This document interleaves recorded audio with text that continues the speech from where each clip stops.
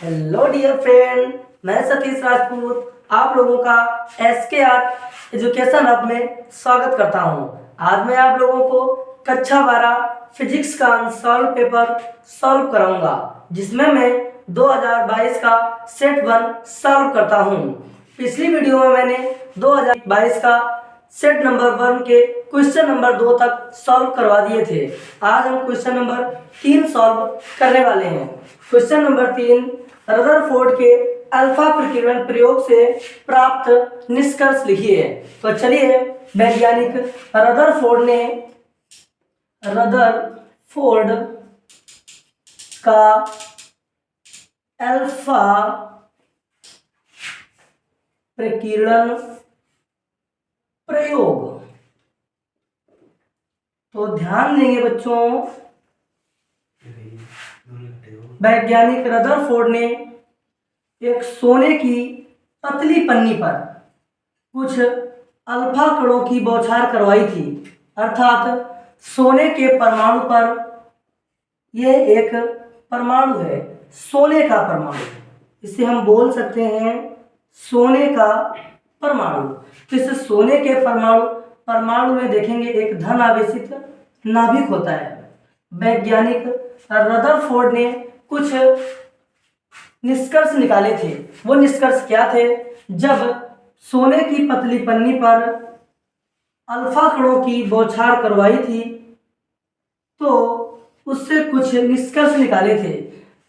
इन alpha कणों को यह देखा गया कि कुछ अल्फा कण बिना विचलित हुए इस परमाणु से सीधे निकल जाते हैं। इससे वैज्ञानिक रदरफोर्ड ने बताया कि परमाणु का अधिकांश भाग खोखला होता है तथा कुछ अल्फा कण 90 या 90 अंश से कम कोण पर प्रकीर्णित हो जाते हैं। यह इसलिए होता है क्योंकि अल्फा कण पर कैसा आवेश होता है बच्चों? धन आवेश होता है। और नाभिक पर कैसा आवेश होता है? धन आवेश होता है। तो ये धनावेश और धन आवेश एक दूसरे से प्रतिकर्षित हो जाते हैं। ध्यान देंगे, इस प्रकार से ये धन आवेश से धन आवेश प्रतिकर्षित हो जाते हैं। तो देखिएगा, जब ये अल्फा कण यहाँ पर लगभग नाभिक के करीब जाते हैं तो धन आवेश के बीच प्रतिकर्षित होकर ये अल्फा कण प्रकीर्णित हो जाते हैं। इससे यह निष्कर्ष निकाला गया कि परमाणु के अंदर लगभग धन आवेश होता है, जिसके कारण ये अल्फा कण प्रकीर्णित हो रहे हैं तथा कुछ अल्फा कण जिस माध्यम से जाते हैं उसी माध्यम से लगभग वापस लौट आते हैं। इससे रदरफोर्ड ने यह निष्कर्ष निकाला कि परमाणु के अंदर एक ठोस धन आवेश होता है, जिससे अल्फा कण जिस मार्ग से जा रहा है उसी मार्ग से वापस आ रहा है। इससे यह निष्कर्ष निकाला गया कि परमाणु के अंदर एक ठोस धन आवेश नाभिक होता है, जिसमें परमाणु का संपूर्ण द्रव्यमान निहित होता है। ठीक है, तो उम्मीद है आप लोगों को ये क्वेश्चन समझ में आया होगा। चलिए नेक्स्ट क्वेश्चन देखते हैं। विद्युत चुंबकीय तरंगों की दो विशेषताएं लिखिए। इनके संचरण आरेख खींचकर विद्युत क्षेत्र एवं चुंबकीय क्षेत्र अवयव दिखाइए। तो ध्यान देंगे बच्चों, विद्युत चुंबकीय तरंगों की विशेषताएं। विद्युत चुंबकीय तरंगों की विशेषताएं क्या होती हैं? विद्युत चुंबकीय तरंगें जिन तरंगों के संचरण के लिए माध्यम की आवश्यकता नहीं होती है उन्हें विद्युत चुंबकीय तरंगें कहते हैं। विद्युत चुंबकीय तरंगों की विशेषताएं देखते हैं। विद्युत चुंबकीय तरंगों की विशेषताएं क्या होती हैं? विद्युत चुंबकीय तरंगों की विशेषताएं ध्यान देंगे, विद्युत चुंबकीय तरंगों के संचरण के लिए माध्यम की आवश्यकता नहीं होती है। तो यहाँ लिखेंगे हम लोग इनके संचरण के लिए माध्यम की आवश्यकता नहीं होती है। माध्यम की आवश्यकता नहीं होती है। इनकी चाल प्रकाश की चाल के बराबर होती है। इनकी चाल प्रकाश की चाल के बराबर होती है।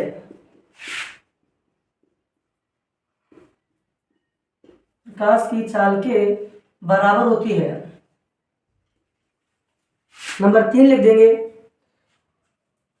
इनके संचरण की दिशा, इनके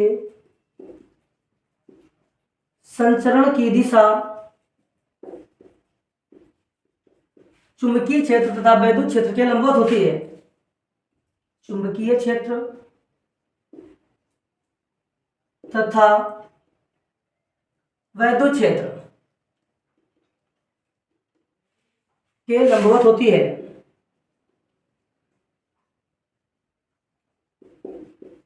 इन तरंगों की प्रकृति अनुप्रस्थ होती है। इन तरंगों की प्रकृति अनुप्रस्थ होती है। अनुप्रस्थ होती है। इनका किरण आरेख देते हैं, संचरण किरण आरेख। ध्यान देंगे, संचरण किरण आरेख क्या है। इधर मान लेते हैं वैद्युत क्षेत्र है और ये मान लेते हैं चुंबकीय क्षेत्र है और इनके लंबवत संचरण की दिशा है। इधर V मान लेते हैं, इधर वैद्युत क्षेत्र E मान लेते हैं और इधर चुंबकीय क्षेत्र B मान लेते हैं। इनके संचरण की दिशा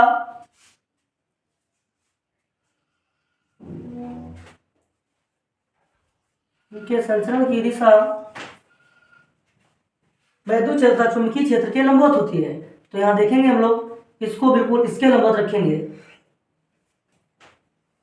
और इनको इन किरणों के।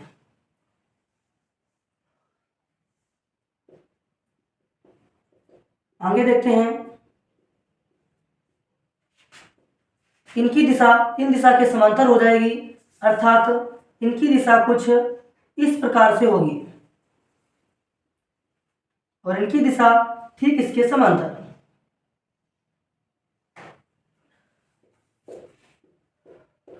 इसी प्रकार इन किरणों की दिशा इसके समांतर होगी और इनकी दिशा इसके समांतर।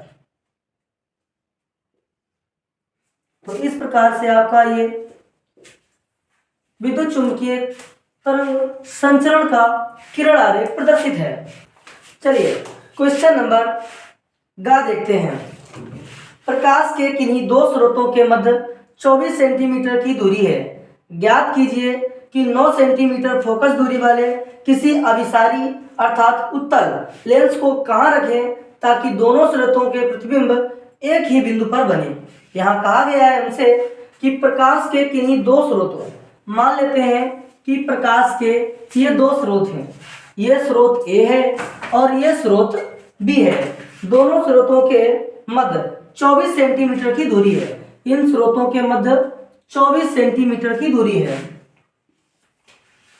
आगे कहा गया है, ज्ञात कीजिए कि 9 सेंटीमीटर फोकस दूरी वाले उत्तल लेंस। ध्यान देंगे यहाँ पे उत्तल लेंस की फोकस दूरी दी गई है। उत्तल लेंस की फोकस दूरी को हम लोग F से डिनोट करते हैं। तो फोकस दूरी F बराबर 9 सेंटीमीटर। ध्यान देंगे कि उत्तल लेंस की फोकस दूरी धनात्मक होती है। आगे कहा गया है कि लेंस को कहाँ रखें ताकि दोनों स्रोतों के प्रतिबिंब एक ही बिंदु पर बने। मान लेते हैं लेंस को इनके दोनों के बीच में रख लेते हैं। अब इन दोनों स्रोतों से चलने वाली प्रकाश की किरणें अर्थात इन दोनों बिंदुओं पर रखी वस्तु का प्रतिबिंब एक ही बिंदु पर बनना चाहिए। तो यहां से चलने वाली अर्थात बिंदु A का प्रतिबिंब I पर बनता है, वह बिंदु B का प्रतिबिंब भी I पर बनता है। यह प्रकाश की किरण I पर प्रतिबिंब बना रही है। तो ध्यान देंगे यहाँ पे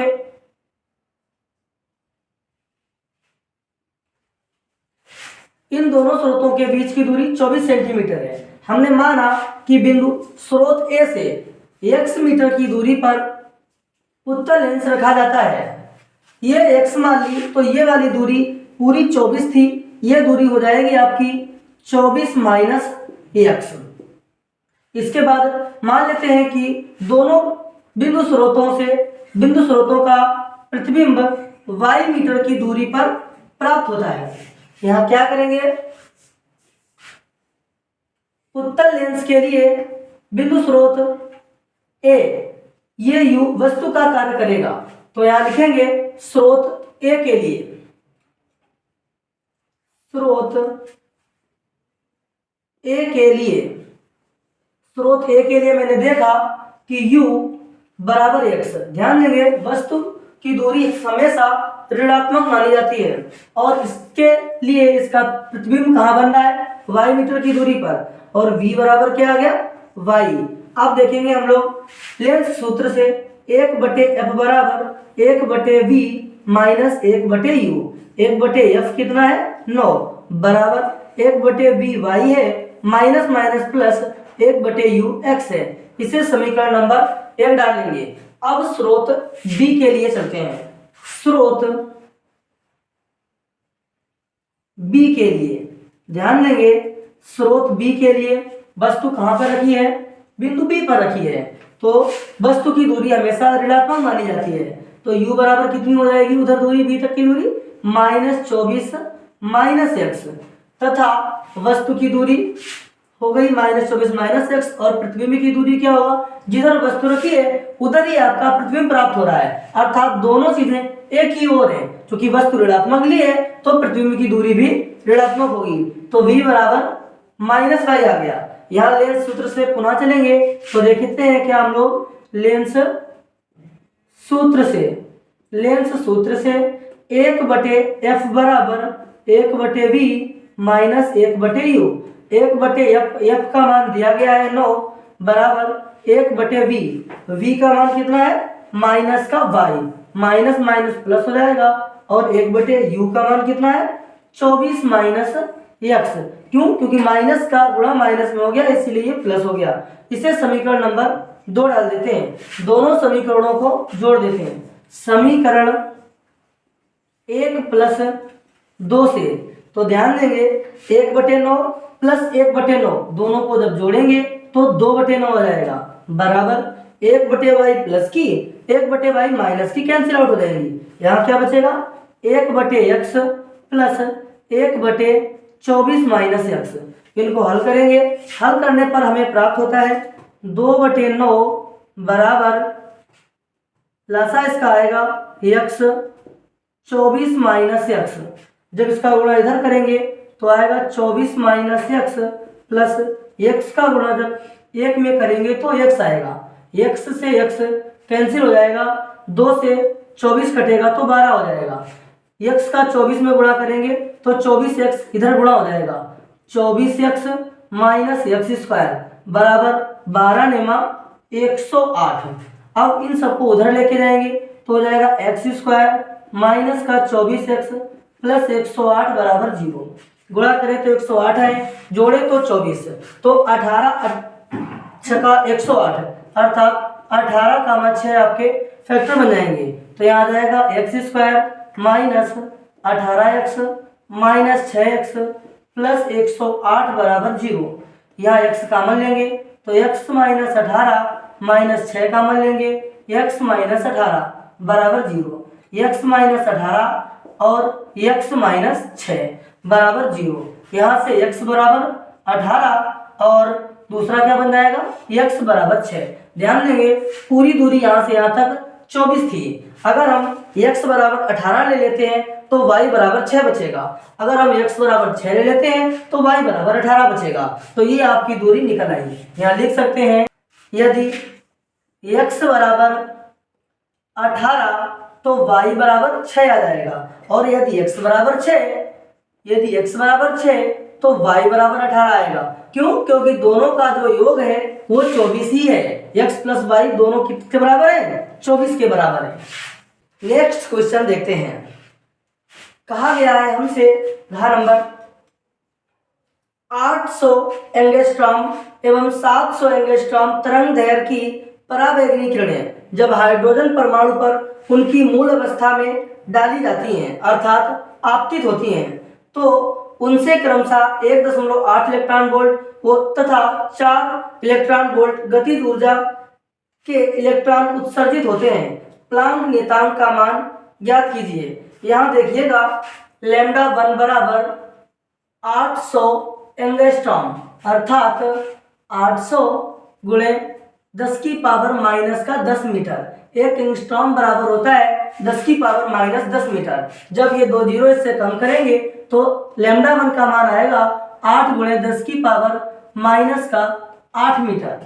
लैम्डा 2 बराबर भी हमें दिया गया है 700 एंगस्ट्रॉम 700 एंगस्ट्रॉम अर्थात 700 गुणे 10 की पावर माइनस 10 मीटर या 7 गुणे 10 की पावर माइनस की 8 मीटर।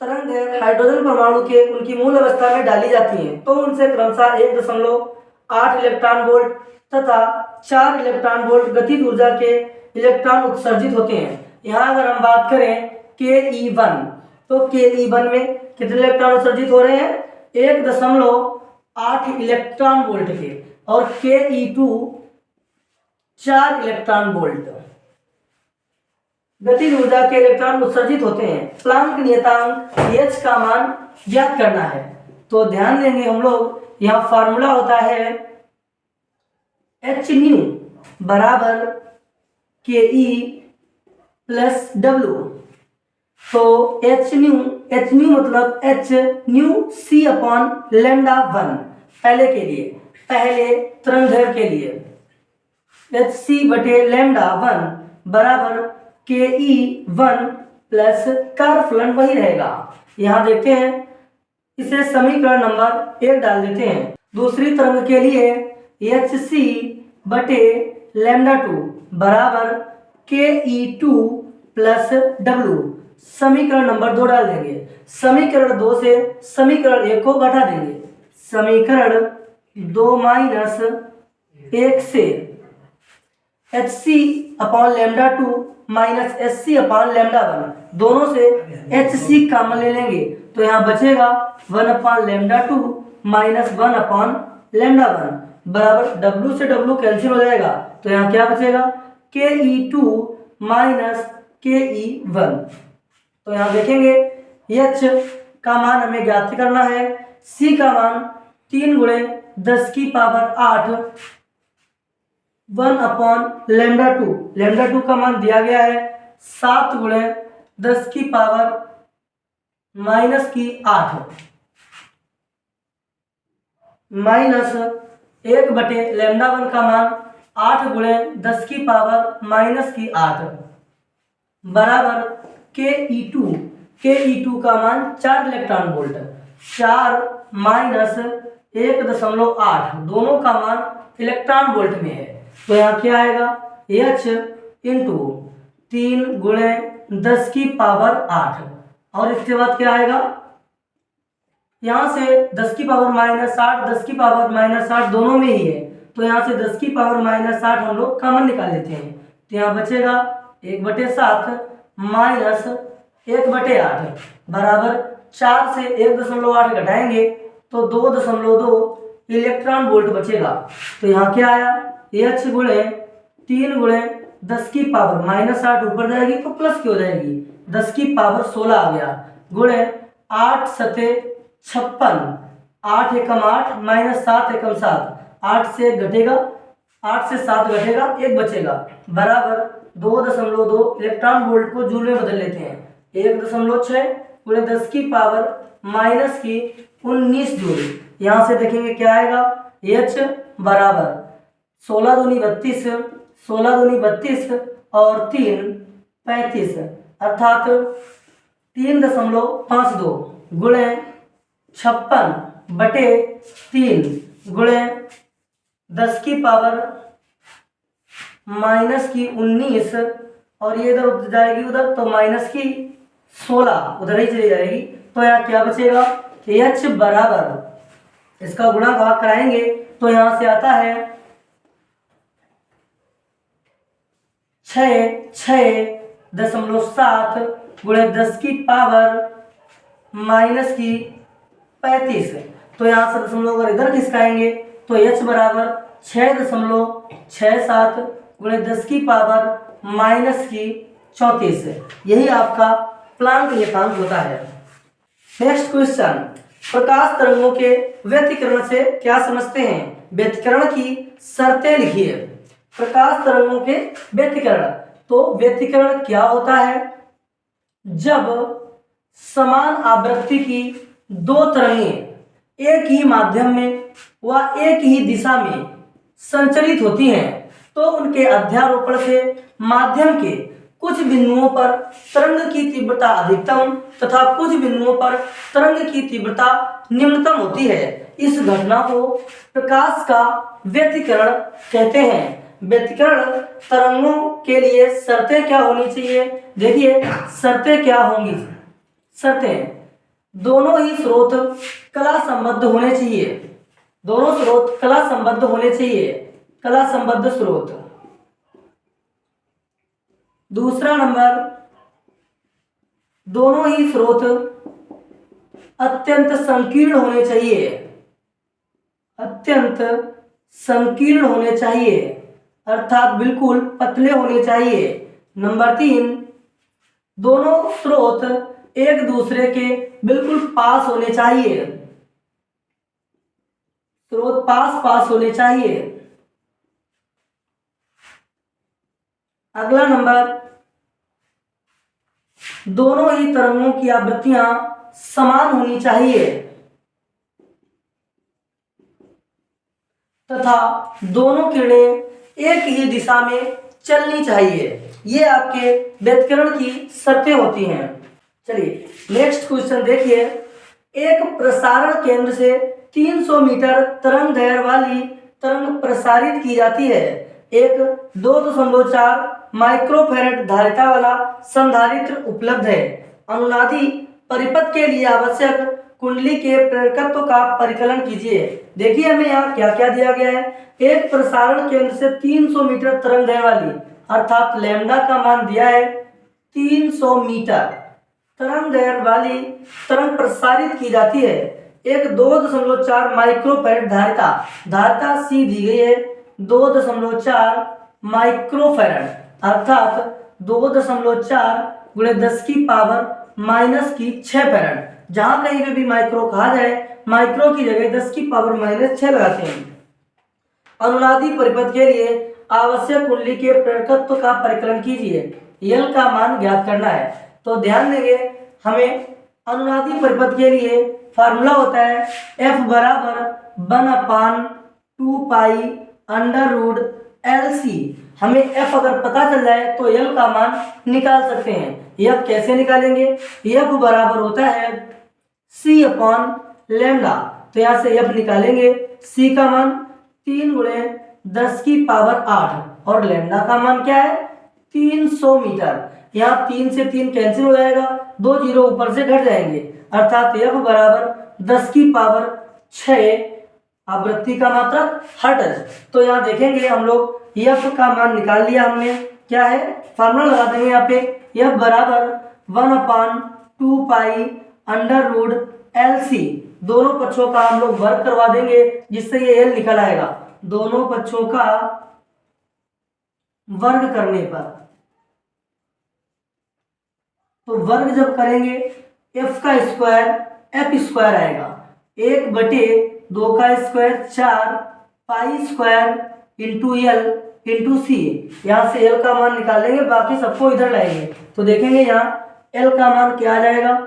L बराबर 1/4 pi square into F square into C. मान लगाते हैं सबका। 1/4 गुणे पाई का मान 22/7 और इसका स्क्वायर इंटू F का मान क्या है 10 की पावर 6।